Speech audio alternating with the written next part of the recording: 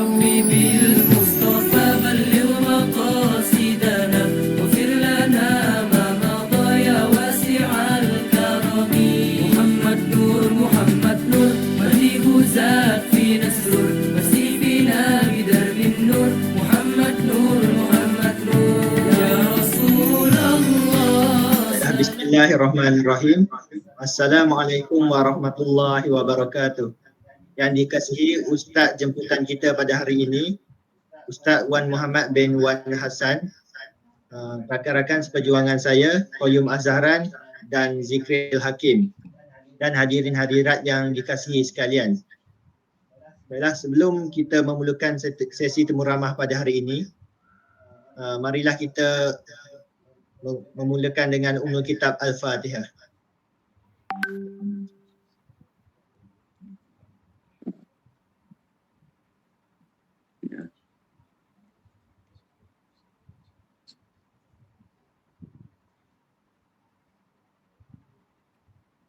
Baiklah, sebelum kita memulakan pada tajuk temu ramah, saya ingin menceritakan sedikit tentang latar belakang Ustaz jemputan kita.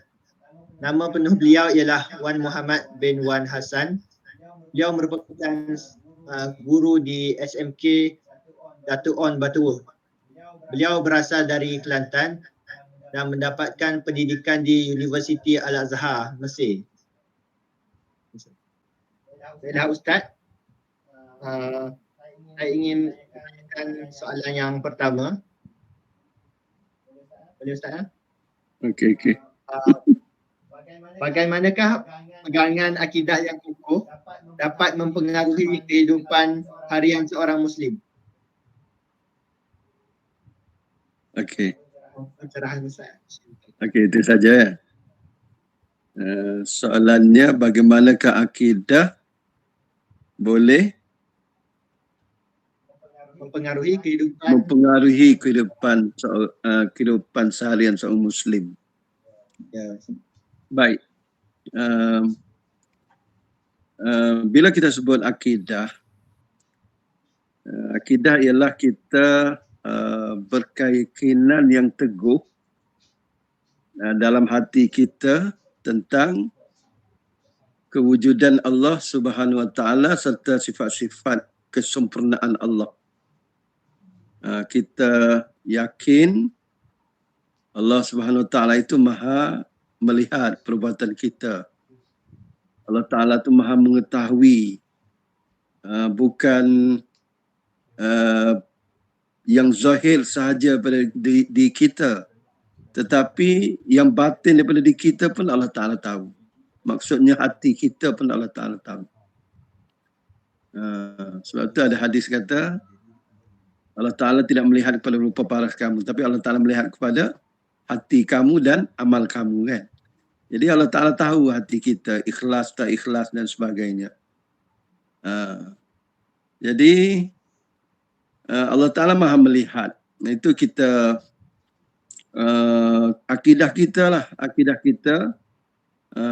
Bila kita merasakan Allah Ta'ala melihat perbuatan kita, Allah Ta'ala tahu batin kita, maka sudah tentulah kita akan menjadi orang yang takut pada Allah Subhanahu Wa Taala.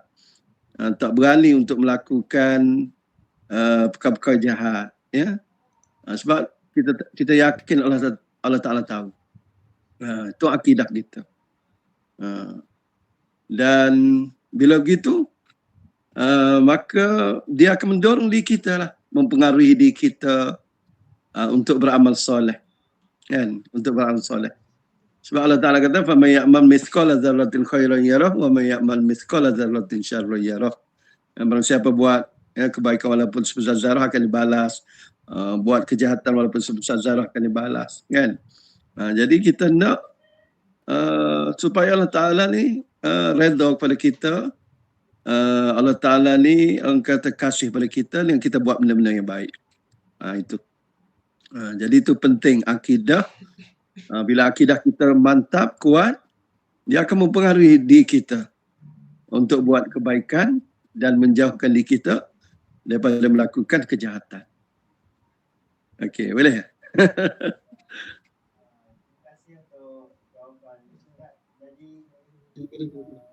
Kita dapat lihat ada dua perkara yang dapat melalui seorang Muslim ni melalui akidah.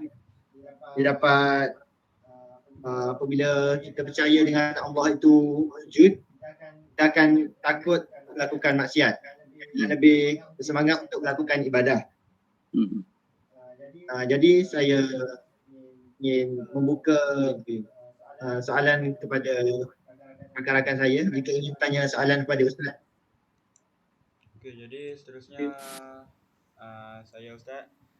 Jadi Ustaz, soalan yang kedua, bagaimanakah kita boleh mengambil teladan Rasulullah SAW, akhlak mulia Rasulullah SAW dan kita amalkan dalam kehidupan seharian kita? Bagaimana kita nak ambil teladan akhlak mulia Rasulullah, lepas tu kita amalkan Ya. dalam kehidupan seharian kita? baik. Banyaklah akhlak mulia Rasulullah sallallahu alaihi wasallam ini. Ya, sebab Nabi pun bersabda, innama bu'ithu liutammima makarimal akhlak. Ya. Sesungguhnya aku ni dibangkitkan untuk menyempurnakan kemuliaan akhlak. Ya. Dan akhlak yang ditunjukkan oleh Rasulullah sallallahu alaihi wasallam tu begitu hebatlah, ya. 2-3 contohlah yang boleh Ustaz kongsi. Yang pertama, akhlak Rasulullah sallallahu alaihi wasallam, dia ni seorang yang pemaaf.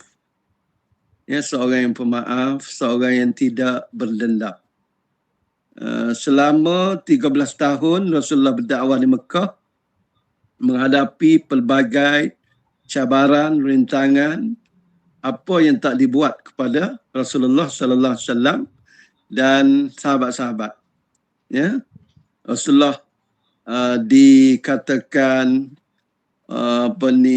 gila. Rasulullah sallallahu alaihi wasallam dikatakan pemecah belah masyarakat. Ya. Orang kata membawa cita-cita dongeng dan sebagainya. Ya, itu kata-kata dari sudut perbuatannya. Rasulullah pernah ketika Rasulullah sedang solat, ya, dicurahkan najis, ya, unta, ya, unta diletakkan di belakang Rasulullah sallallahu alaihi wasallam oleh Abu Jahal, ya. Macam-macam dia buat. Selama 13 tahun sahabat-sahabat, ya, ada yang dibunuh, Yasid, Sumayyah, ya, dibunuh oleh kaum kafir Quraisy. Tetapi bila Rasulullah hijrah ke Madinah, nak dibunuh, kan, Rasulullah hijrah ke Madinah, kemudian pada tahun yang ke-8 hijrah, berjaya untuk membuka kembali kota Mekah, ya. Rasulullah maafkan kepada penduduk-penduduk Mekah, orang kafir Quraisy. Ya, Rasulullah maafkan Abu Sufyan, ya, walaupun dulu Abu Sufyan menentang Rasulullah sallallahu alaihi wasallam. Akhirnya dengan sifat mulia yang ditunjukkan oleh Rasulullah sallallahu alaihi wasallam ni, mereka memeluk Islam, ya, berbondong-bondong. Idza jaa nasrullahi wal fath wa ra'aitan nasa yadkhuluna fi dinillahi afwaja. Kamu lihat manusia ni masuk ke dalam Islam dia secara beramai-ramai. Ya. Itu menunjukkan akhlak Rasulullah ni tidak ada dendam. Kalau Rasulullah berdendam boleh, kan? Boleh dah dia nak hukum kaum kafir Quraisy ketika Islam berjaya membuka kota Mekah pada tahun 8 Hijrah. Tapi tidak. Ya. Begitu juga kalau kita lihat ketika Rasulullah berdakwah di Taif. Ya, di Taif, penduduk Taif sambut kedatangan Rasulullah ni dengan dilontar batu-batu sehingga berdarah kaki Rasulullah. Ya. Malaikat minta nak hempapkan kaum Taif ni. Tapi Rasulullah sallallahu alaihi wasallam berkata kepada malaikat, tidak, sebab aku ingin melihat zuriat keturunan mereka ni beriman pada Allah SWT. Akhirnya ya, doa Rasulullah ni, Allahumma hdi qaumi fa innahum la ya'lamun. Ya Allah, berikanlah petunjuk pada kaumku, mereka tidak mengetahui. Sekarang ni penduduk Taif 1% Islam. Ya, zuriat keturunan mereka Islam. Ya, walaupun dulunya datuk nenek mereka pernah menyeksa Rasulullah sallallahu alaihi wasallam. Jadi banyaklah kalau kita nak cerita tentang akhlak Rasulullah sallallahu alaihi wasallam. Kita perlu betul-betul orang kata faham, kemudian kita cuba amalkan ya dalam kehidupan kita, ya. Sedaya upaya kita lah, ya, sedaya upaya kita. Itu dia. Yang wajib, ya, itu tak dapat tidaklah kita kena laksanakan. Yang sunat-sunat pun kita cuba buat, ya.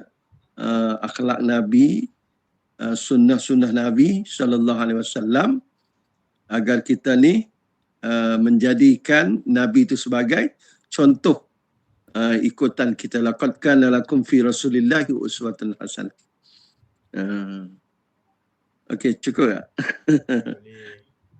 Jadi dengan apa yang Ustaz jawapan Ustaz tadi, kita dapat tahu bahawa Rasulullah ni akhlak dia memang mulia dan terpuji. Jadi sifat sabar dan sifat pemaaf dia memang cukup tinggi. Jadi sehingga kan internet sekalipun, jika kita mencari, kita melayari internet, manusia paling mulia akhlaknya, yang pertama sekali akan keluar Nabi Muhammad SAW. Jadi terbuktilah Nabi Muhammad ini sifatnya sangat mulia, akhlaknya sangat mulia. Jadi kita harus mencontohi sifat akhlak Rasulullah SAW dalam kehidupan seharian kita, agar kehidupan kita diredai Allah SWT. Jadi saya teruskan kepada saudara Zikril untuk menanyakan soalan yang terakhir. Silakan. Bismillahirrahmanirrahim. Okey, soalan terakhir ialah, apa pendapat Ustaz? Apakah isu-isu berkaitan akhlak yang berlaku pada zaman kini, dan apakah cara-cara untuk memperbaikinya? Okey, baik. Akhlak yang tak baik lah yang berlaku sekarang ni, ya. Nah. Yang Ustaz nampak lah akhlak yang tak baik kepada, terutamanya kepada remaja-remaja. Ustaz nampak yang pertama tentang pergaulan bebas lah, ya, pergaulan bebas lelaki dan perempuan, ya. Kadang-kadang terikut dengan budaya bukan Islam, budaya bukan Islam. Jadi bila pergaulan bebas memang ditentang oleh Islam lah, ya.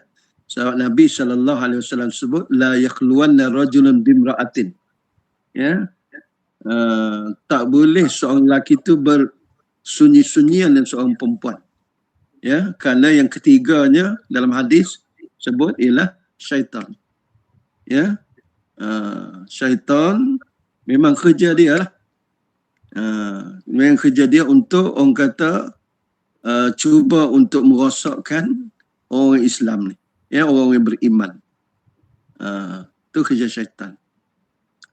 Jadi kita kena kembali kepada ajaran Islam yang sebenar, ya, ajaran Islam yang sebenar. Dia bermula, dia berpunca daripada kekurangan ilmu kita tu satulah, ya, ilmu.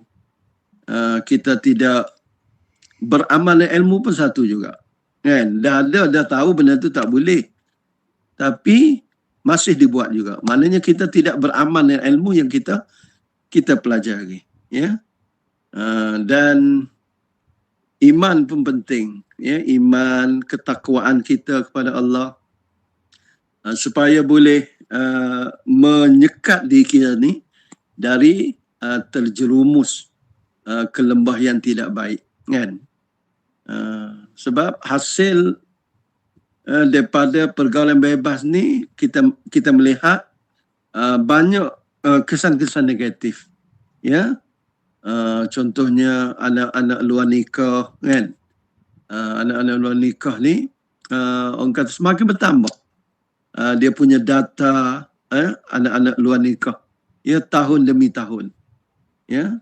Ini yang membimbangkan kita sebab dia boleh mendatangkan banyak masalah lah pula, kan? Banyak masalah, kes sampai kes buang bayi berlaku, ya. Jadi sebab tu remaja-remaja perlu orang kata beramal dengan ajaran Islam, ya, perlu beramal dengan ajaran Islam. Dan Nabi SAW ni sebut dalam hadis, Allah Ta'ala amat kagum melihat pemuda-pemuda yang tidak menyimpang daripada ajaran Islam. Dia berpegang teguh dengan ajaran Islam. Ini Allah Ta'ala sangat kagum sebab di usia muda ni orang kata hawa nafsu tu memuncak, kan? Hawa nafsu tu orang kata kalau tak dikawal maka ia boleh menjerumuskan seorang itu kepada yang tidak baik, ya. Sebab tu Nabi kata, ya ma'syarus syabab man istata'a minkum alba'ah falyatazawwaj, ya. Wahai pemuda-muda, kalau kamu ni mampu untuk menunaikan nafkah kepada isteri, kan, ada belanja, ada duit yang cukup untuk kamu nak menjara isteri, maka falyatazawwaj, kamu berkahwin. Fa illam yastati' fa alaihi bisawm. Kalau tak mampu, berpuasalah, kata Nabi, ya. Berpuasa sunat, Isnin Khamis dan sebagainya, kan. Ini boleh mengurangkan, ya, hawa nafsu kita. Sebab hawa nafsu ni inna nafsa la ammaratun bisu. Dia menyuruh kepada kejahatan. Dia menyuruh kepada kejahatan. Selain daripada tu, kita kena orang kata tundukkan pandangan kita, ya. Jaga mata, jangan melihat benda-benda yang diharamkan oleh syarak, ya. Tundukkan pandangan, itu penting juga, ya. Yaghuddu min absarihim, hendaklah kamu tunduk orang beriman ni, lelaki ke perempuan ke, menundukkan pandangan, jaga maruah, ya. Di samping tu kita kena ada ilmu dan beramal dengan ilmu yang dipelajari. Mudah-mudahannya kita menjadi umat yang terbaik lah, umat yang terbaik insya-Allah, ya. Kita mahu jadi pemuda-pemuda seperti pemuda Ashabul Kahfi yang tidak bersekongkol dengan perkara-perkara syirik, perkara-perkara yang dilarang oleh Allah SWT, ya. Mereka masuk ke dalam gua, ya, untuk nak orang kata menyelamatkan diri daripada terikut dengan perkara-perkara syirik dan sebagainya, ya. Jadi itulah sedikit ulasan Ustaz. Terima kasih. Okey, terima kasih Ustaz. Rasanya kita isu berkaitan dengan pergaulan bebas ni dapat kita perbaiki dengan kita kena kuatkan iman kita. Jaga pandangan, janganlah kita berduduk berdoa-doa dengan perempuan. Ya. Jadi iman kita perlu kuat untuk jauhi perbuatan-perbuatan yang tidak disukai oleh Tuhan. Betul. Bagaimana tu? Baiklah, apa yang saya dapat simpulkan melalui temu ramah ini ialah pemahaman yang mendalam terhadap nilai-nilai agama ni, nilai-nilai agama, pelaksanaan ibadah dengan penuh ikhlasan serta pengamalan akhlak yang baik, terutamanya pengamalan akhlak Rasulullah sallallahu alaihi wasallam dapat membentuk asas yang kukuh untuk pembangunan individu yang berintegriti dan masyarakat yang beretika. Ini juga menyumbang kepada keharmonian sosial, perkembangan yang berkelanjutan dan kesejahteraan bersama dalam masyarakat. Jadi nilai akhlak ni kita perlu pupuk dalam diri kita supaya kita dapat menjadi individu yang berkualiti.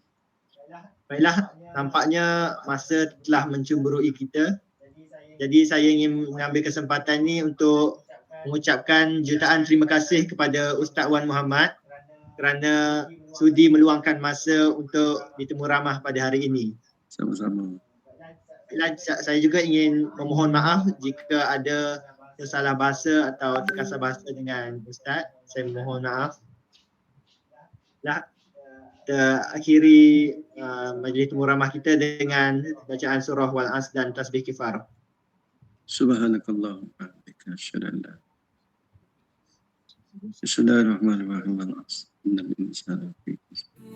Illa allazina amanu wa tawassaw bil haqqi wa tawassaw.